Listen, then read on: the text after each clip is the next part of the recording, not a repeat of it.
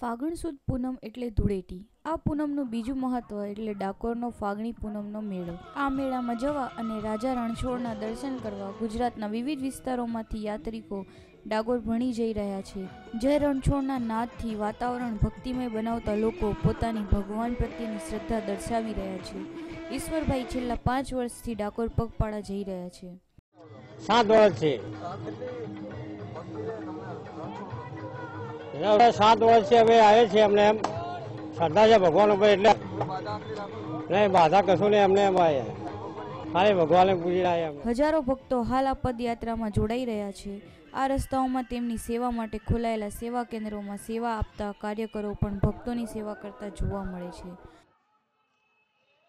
દર વર્ષે ભરાતા આ મેળામાં કોઈ અનિચ્છનીય બનાવો ના બને તે માટે મોટી સંખ્યામાં પોલીસ તૈનાત કરવામાં આવી છે અને મેડિકલ ઇમરજન્સી માટે મેડિકલ ટીમ પણ કાર્યરત છે।